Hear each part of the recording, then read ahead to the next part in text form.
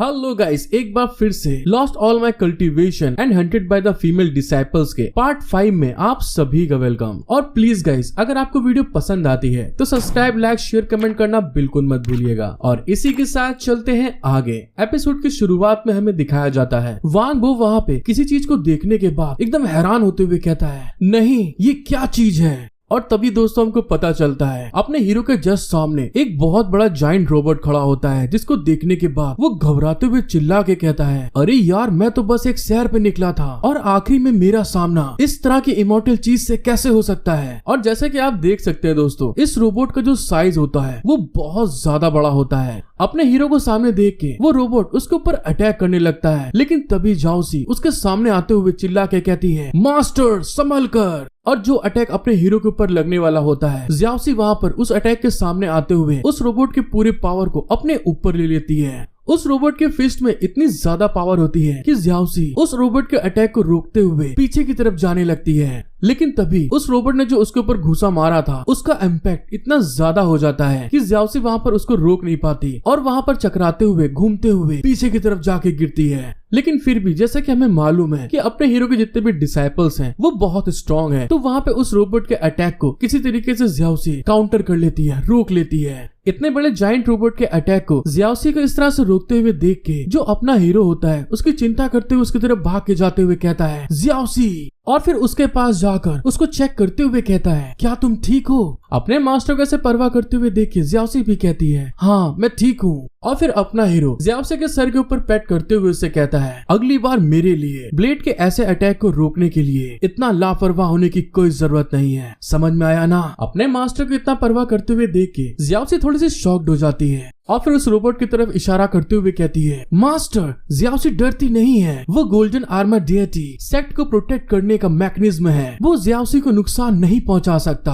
अपने डिसाइपल की बात सुन के वो वहाँ पे शॉक्ड होते हुए कहता है, क्या एक डिफेंसिव मैकेनिज्म। अच्छा, ऐसा लगता है कि इस सेक्ट में इतनी आसानी से मैं नहीं पहुंच पाऊंगा, लेकिन मैं इस सफर का परमिट कहां से हासिल कर सकता हूं। जब वहां पे वांग बो इस चीज के बारे में सोच रहा था, तभी दूसरी साइड से एकदम से आवाज आती है, जिस चीज को देख के वो शॉक्ड होते हुए कहता है, देखो कोई वहां से आ रहा है। और इसी के साथ अपना हीरो और उसकी डिसाइपल किसी को आते हुए सेंस करके झाड़ी के पीछे छुप जाती है और अपना हीरो अपने कॉल्डन को यूज करते हुए अपनी ऑरा सेंस को बिल्कुल हाइड कर लेता है और उस तरफ देखते हुए कहता है, मुझे ऐसा लग रहा है कि ये कुछ लोगों का ग्रुप है जो सेट की ओर अंदर जा रहा है। और जब अपना हीरो सामने की तरफ देख रहा होता है तो वहाँ पर एक घोड़े के ऊपर एक लल्लन टाप पटाखा मस्त लड़की बैठी हुई थी, जिसको देखते हुए अपना हीरो कहता है, अरे वाह ये देखो मेरा परमिट मेरे पास खुद चल के आ रहा है, हाँ ये वही है। और फिर वहाँ पर अपने डिसाइपल को कुछ वहाँ पे इशारा करते हुए कहता है, जियाओसी क्या तुम्हें वहाँ पर उस लड़की के पास कुछ हरे रंग का दिखाई दे रहा है। और जियाओसी भी इसको देख के कहती है, दिख रहा है, तो फिर ठीक है जाओ और उसकी कमर से जेड पेंडेंट को चुरा के ले आओ और उसे उस ग्रुप के पीछे फेंकने में मेरी मदद करो। और फिर वहाँ पर वो इतनी खूबसूरत लड़की को देखते हुए अपनी राल चुवाते हुए कहता है, मेरे लिए एक बहुत मस्त रोमांटिक मुलाकात का प्रबंध करो, जहाँ पर मैं उसकी खोई हुई चीज को वापस उसे लौटा दूंगा। जब वहाँ पे वो उस लड़की के साथ सपने देख रहा होता है, तभी जियाओसी उसे कहती है, मास्टर मैं वहाँ पर नहीं जाऊंगी।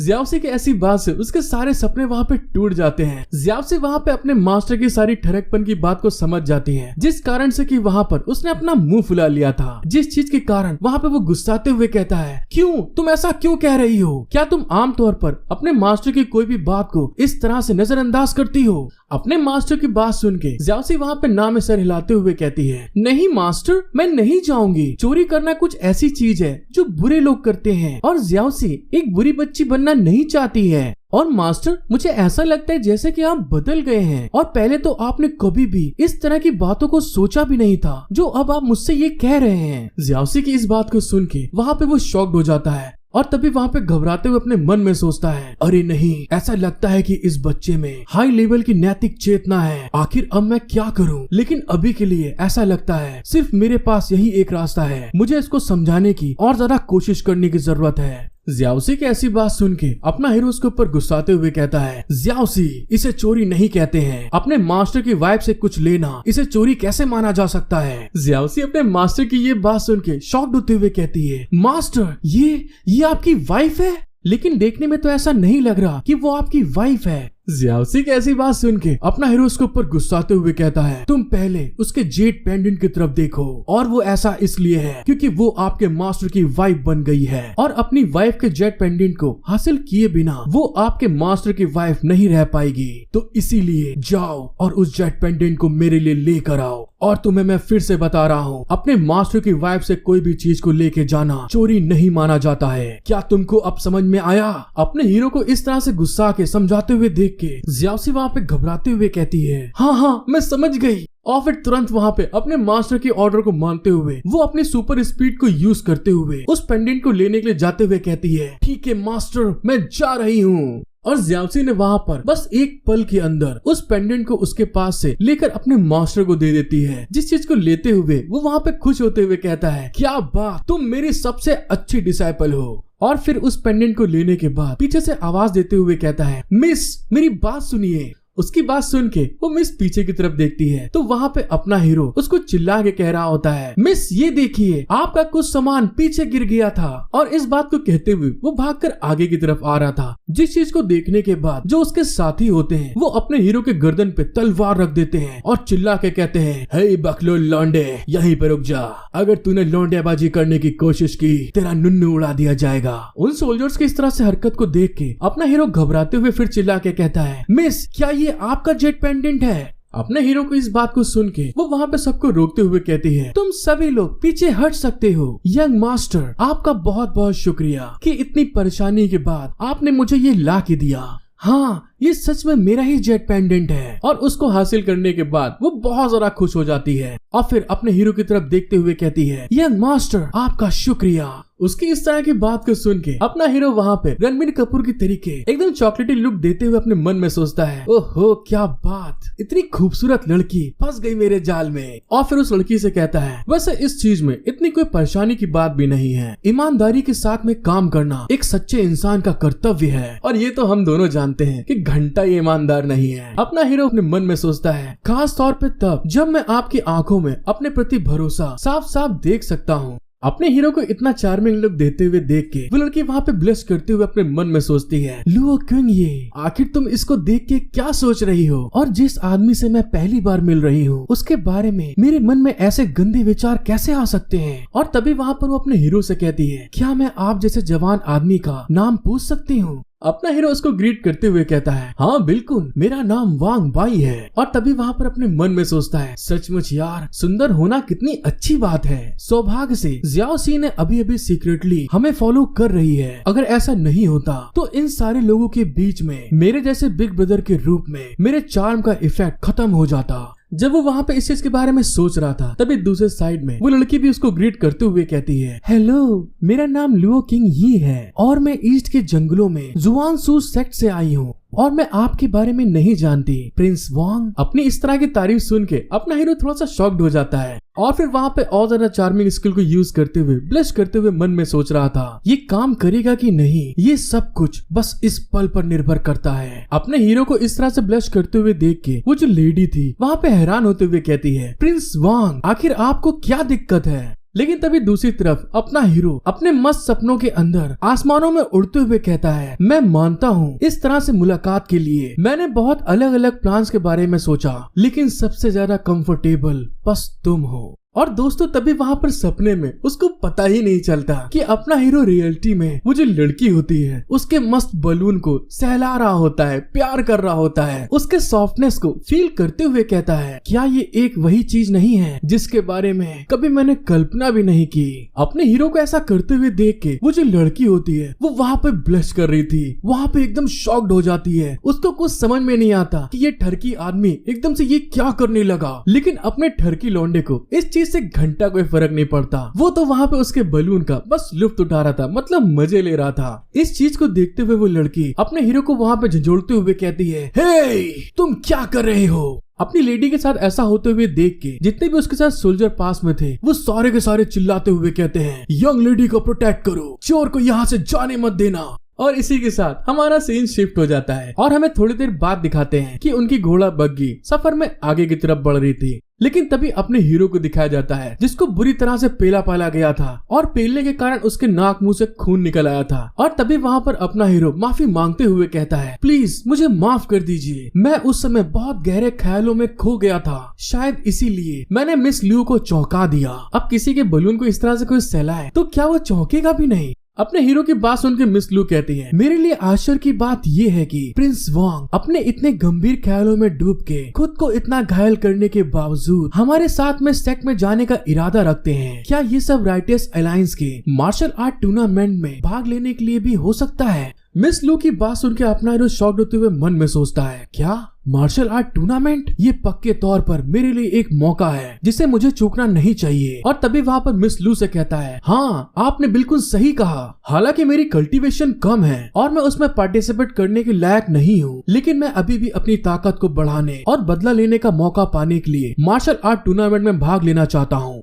मिस लू उसकी बात सुन के हैरान होते हुए कहती है, क्या बदला लेना चाहते हो। अपना हीरो भी वहाँ पे बहाने बनाते हुए कहता है, मेरे मास्टर और मैं मूल रूप से मार्शल आर्ट टूर्नामेंट देखने के लिए सेक्ट में जाने का इरादा रखते थे, लेकिन अचानक से हमारा रास्ते में डिमोनिक सेक्ट के डिसाइपल के साथ में आमना सामना हो गया और मेरे मास्टर ने भी अपनी सीक्रेट टेक्निक को यूज किया, जबकि इस कारण से वो पीछे रह गए और बुरी तरह से घायल हो गए। मेरे मास्टर ने मेरे साथ बेटे जैसा व्यवहार किया, इसलिए मुझे इससे कोई फर्क नहीं पड़ता कि मेरे साथ क्या होता है, इसीलिए मैं अपने बाप के मौत का बदला कैसे नहीं ले सकता। और इस बात को कहते हुए दोस्तों वो वहाँ पे खूब जोर जोर से रोते हुए जमीन के ऊपर घूंसे मार रहा था, अफसोस दिखा रहा था। अपने हीरो के इस तरह के बेकार के बहाने को सुन के वो लड़की हैरान होते हुए अपने मन में सोचती है, इस तरह के जवान लड़के के अंदर इतना स्नेही और धर्मनिष्ठा, वफादारी और पितृभक्ति दोनों का प्रतीक, ये सब सच में दिल को छू लेने वाला है। और हाँ दोस्तों, बहुत शुद्ध हिंदी पेल दी इसने, लेकिन इसकी अंग्रेजी कुछ समझ में नहीं आ रही थी, तो इसीलिए थोड़ा एडजस्ट कर लेना यार, क्योंकि हिंदी हमारी मातृभाषा है। और तभी वहाँ पर अपने हीरो को अफसोस करते हुए देख के प्रिंस लियो उसके पास आके उसको समझाते हुए कहती है, प्रिंस वांग ये सब जान के सच में मेरे को अंदर से बहुत दुख हुआ कि आपके इतने अच्छे हेवनली मास्टर आपको इतना दुख करते हुए कभी नहीं देखना चाहेंगे। मिस लू को इतना क्लोज देख के अपना हीरो फिर से दोस्तों अपनी वही चार्मिंग स्किल को यूज करते हुए उसकी तरफ आंखों में आंखें डाल के ब्लश करते हुए कहता है, मिस क्विंग ये आप ही हैं जो मुझे गले लगाकर तसल्ली दे सकती है।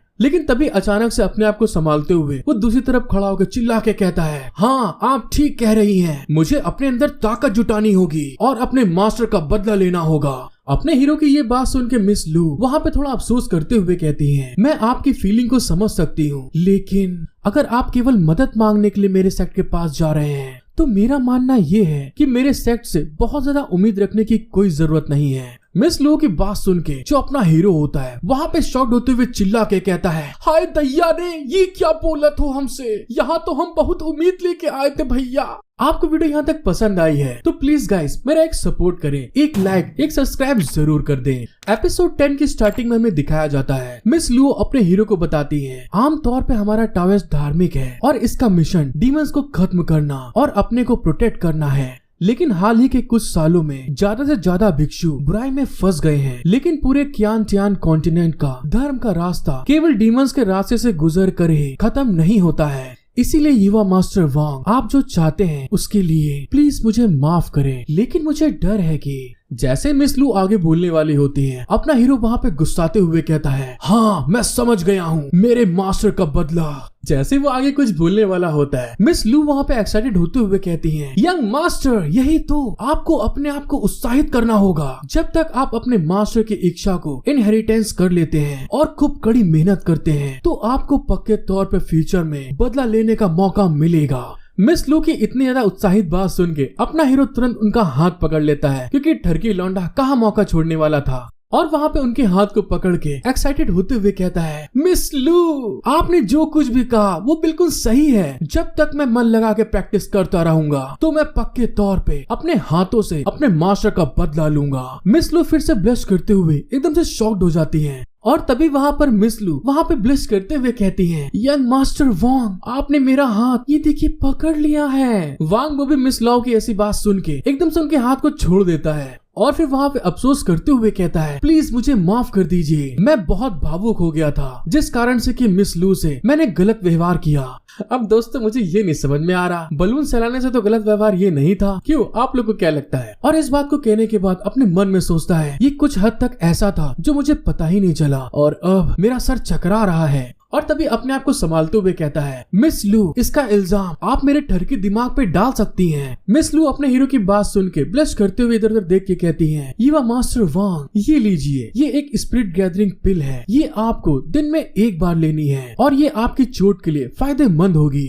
उस गोली को लेके अपना हीरो खुश होते हुए कहता है मिस लू आपका बहुत बहुत शुक्रिया। मेरे लिए अफसोस की बात है कि मेरे जैसा इंसान जिसका कोई परिवार या सेक्ट नहीं है मार्शल आर्ट टूर्नामेंट में भाग लेने के लायक नहीं है। भले ही मेरी चोट ठीक हो जाए लेकिन फिर भी मैं अपने नुकसान की भरपाई करने का अवसर को चूक जाऊंगा। उसको इतना अफसोस करते हुए देख के मिस लू उसको समझाती हैं युवा मास्टर वांग एक युवा मास्टर के रूप में आपको दिक्कत नहीं होनी चाहिए, आप पहले हमारे जुआन सुई सेक्ट के एक डिसाइपल होने का दिखावा कर सकते हैं। मिस लू की बात सुन के वो खुश होते हुए कहता है ये तो बहुत बढ़िया है। और दोस्तों अपने हीरो ने मिस लू को आखिरकार फंसा ही लिया अपने जाल में और फिर वहाँ पे एक्साइटेड होते हुए कहता है अगर मेरा कल्टीवेशन कम भी है फिर भी मैं ईमानदारी के साथ काम कर सकता हूँ, लेकिन आप इस तरह के धोखे में शामिल होने की हिम्मत कैसे करेंगी? उन लोगों की ये सब बात बाहर खड़े हुए सोल्जर सुन रहे थे और उनको कुछ नहीं समझ में आता कि आखिर ये चल क्या रहा है। और तभी दूसरे साइड में हमें ज़्याओ सी को दिखाया जाता है जो कि मिस लू के ग्रुप के साथ में ही थोड़ी दूरी पे उनको देखते हुए चल रही थी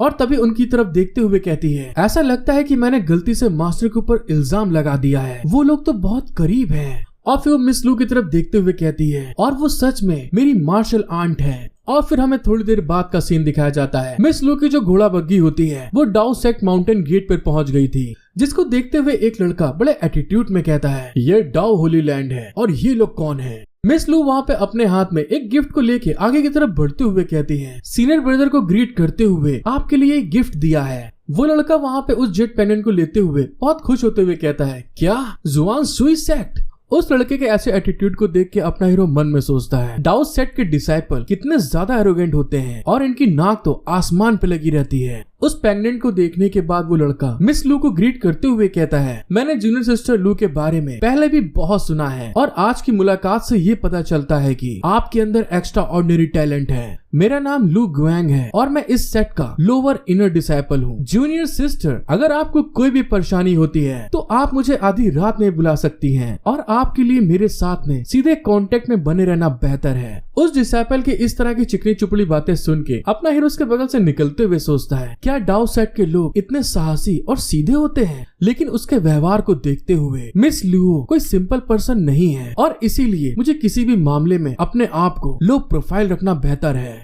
आखिरकार मेरा गोल 9 ट्रांसफॉर्मेशन स्क्लेप्टिंग लोटस को हासिल करना है। फिर अपना हीरो मिस लुओ के पास जाकर उनसे पूछता है मिस लुओ इस बार के कंपटीशन में भाग लेने वाले हर एक मेजर सेट के इलाइट वॉरियर आए हैं। अपने हीरो की बात सुन के मिस लुओ उसको बताती है हाँ हमारा सेट लंबे समय से इस इवेंट के लिए प्लान बना रहा है और उसने ईस्टर्न वाइडनेस के राइटेस्ट पाथ से 100 लोगों का चुनाव किया है और ये उन लोगों को रैंक करने के लिए है जिनको चुना गया है। और इस बात को कहते हुए मिस लू उसके तरफ एक स्क्रॉल को बढ़ा देती है और उस स्क्रॉल को पढ़ते हुए अपना हीरो कहता है मिस लू आपका नाम भी इस लिस्ट में है। इसमें कोई आश्चर्य की बात नहीं है कि डिसाइपल ने आपके साथ बहुत सम्मान से व्यवहार किया और विनर के लिए रिवॉर्ड में 9 ट्रांसफॉर्मेशन स्क्लेप्टिंग लोटस को बना के देंगे और युवा मास्टर वॉन्ग को भी 9 ट्रांसफॉर्मेशन स्क्लेप्टिंग लोटस को बनाने में बहुत रुचि है। क्यों मैंने सही कहा ना? मिस लुओ की इस बात को सुन के अपना हीरो वहाँ पे घबराते हुए कहता है नहीं नहीं ऐसी कोई बात नहीं है। और तभी अपने मन में सोचता है मैं सचमुच बहुत ज्यादा एक्साइटेड हो गया था जिस कारण से कि मैंने दिखा दिया कि मुझे किस चीज की जरूरत है। और फिर अपना हीरो मिस लुओ के साथ आगे की तरफ बढ़ते हुए कहता है मैं बस अपने मास्टर के बारे में सोच रहा था, अगर उनके पास लोटस होता तो वो कभी नहीं मारे गए होते। और तभी हमको पता चलता है जिस जगह से अपना हीरो मिस लुओ के साथ में निकल के जा रहा होता है वो ज़ूजियान सेट का एक ब्रिज था और इस ब्रिज के बारे में हमें आगे पता चलेगा क्योंकि दोस्तों ये बहुत खास है। अपने हीरो को अफसोस करते हुए देख के मिस लुओ उसको समझाते हुए कहती हैं युवा मास्टर आप दुखी मत होइए अगर आपके मास्टर। लेकिन तभी अचानक से जब अपना हीरो आगे की तरफ बढ़ रहा था तो वहाँ पे कुछ देखते हुए बहुत ज्यादा शॉक्ड हो जाता है और जब वो सामने की तरफ देखता है तो मिस लू आगे की तरफ बढ़ती जा रही थी और उसकी आंखें भी वहाँ पर धुंधला रही थी। जिस चीज को देखते हुए मन में सोचता है ये बहुत बुरा है, ये फीलिंग मेरा डार्क कॉल्ड्रोन कुछ महसूस कर रहा है जिस कारण से कि वो बाहर आना चाहता है। जब वो ऐसा कह रहा होता है तो उस डार्क कॉल्ड्रोन की जो स्पिरिचुअल एनर्जी होती है वो धीरे धीरे अपने हीरो की बॉडी से बाहर निकलने लगती है। वांग वो इस चीज को महसूस करने के बाद बहुत ज्यादा घबराते हुए मन में कहता है ये राइटियस पाथ वाले लोग मेरे कॉल्ड्रोन के अंदर से जो डिमोनिक एनर्जी निकल रही है उसको नोटिस कर सकते हैं और मैंने जो कुछ भी पहले किया वो सब बेकार हो जाएगा। मुझे अपने कॉल्ड्रोन की स्पिरिचुअल एनर्जी को सप्रेस करना होगा। फिर हमें थोड़ी देर बाद दिखाया जाता है जहाँ पर अपना हीरो गहरी सांस लेते हुए कहता है सौभाग्य से जैसे मैंने इस ब्रिज को पार किया तो मेरे कॉल्ड्रोन को होने वाला एहसास खत्म हो गया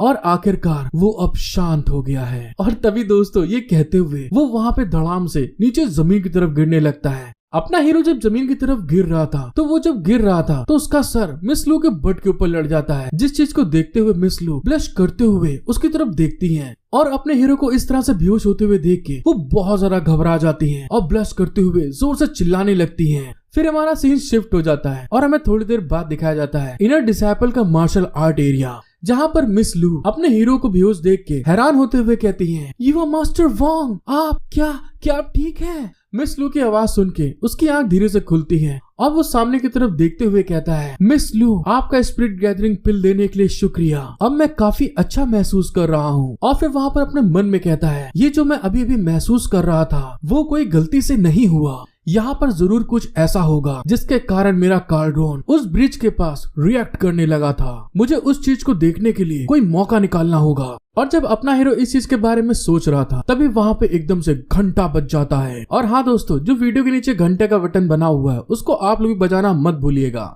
और उस घंटे का जो साउंड वेव होता है इतना ज्यादा तेज होता है कि तुरंत वो सब जगह फैलना स्टार्ट हो जाता है, जिस चीज के कारण अपने हीरो के कान में बहुत तेज दर्द होने लगा था। और इस चीज को फील करते हुए वो अपने मन में सोचता है मैंने तो कभी उम्मीद ही नहीं करी थी कि डाउ सेक्ट में यहाँ तक कि इस तरह की एक ग्रेट ओरिजिन वाली बेल भी होगी। अगर किसी इंसान के बुरे इरादे होते हैं या वो डीमन पाथ पर चलता है तो वो केवल इस बेल के 9 रिंग के दौरान ही अपने असली रूप में सामने आ जाता है। लेकिन मेरे इस डाउ कॉल्ड्रोन को संभालना इस बेल के लिए काफी नहीं है। और फिर वहाँ पर सब लोग चिल्ला के कहते हैं सेंटिस आपका स्वागत है। हाँ सेंटिस आपका स्वागत करते हैं, ये देखो हमारी सेंटिस आ गई है। और इसी तरह से वहाँ पे वो अपनी सेंटिस को वेलकम कर रहे होते हैं। जिस चीज को देखने के बाद अपने हीरो का मुंह एकदम दोस्तों लटक जाता है और वो घबराते हुए अपने मन में सोच रहा था डाउ सेक्ट की सेंटिस अगर मेरी मेमोरी गलत नहीं है तो यही मेरी थर्ड डिसाइपल होनी चाहिए। और तभी वहाँ पे जो डाउ साइंटिस्ट होती है वो हवा में आसमान में तैर रही होती है और उसके चारों तरफ बहुत ढेर सारी ब्राइट लाइट रिलीज हो रही थी।